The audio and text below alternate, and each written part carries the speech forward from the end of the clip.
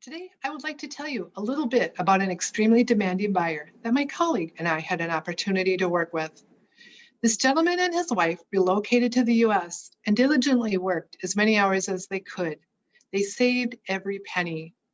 Finally, after just over 10 years, they decided they had saved enough to put a large down payment on a house.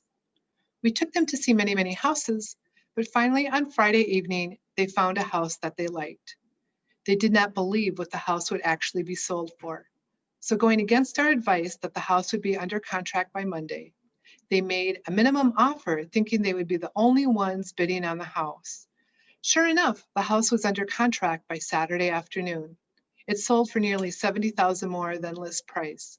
He was flabbergasted. And the search for a new house began. It became very clear that they did not want to deal with any type of repairs. They also wanted the lowest price possible. Again, after more walkthroughs, we found a new construction house that the city was selling to a buyer with income within their program limits.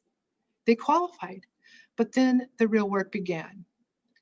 Even though they were pre-qualified through their mortgage lender, the city required them to turn in the exact same paperwork that they had previously turned in for their pre-qualification. He was very upset to do this a second time, and he let it be known that he did not understand and did not like doing paperwork in the first place.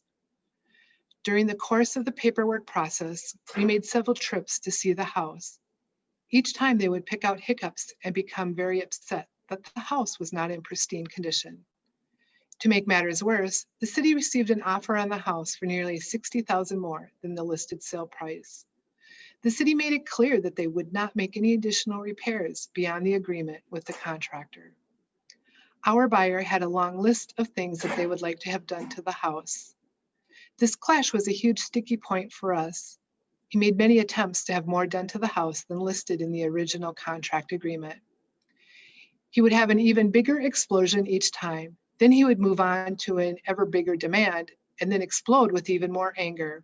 And the cycle continued. Then came the day he wanted to walk away from the deal. I explained that if he walked away, they would lose their earnest money. They would have to start looking for another house that would most likely be more expensive with even more repairs than this one. And then they would have to put down fresh earnest money all over again. All of this with no guarantees that the repairs would be taken care of for them. He calmed down some, although his irritation did come through every time he attempted to go above and beyond the original contract agreement. This remained a sticking point throughout the entire sale of the house. Eventually, through lots of turbulence, we did close on the house. I did have the honor to visit with them after they moved in. They seem to have settled in to the excitement of owning their dream home. Have a great day. Bye.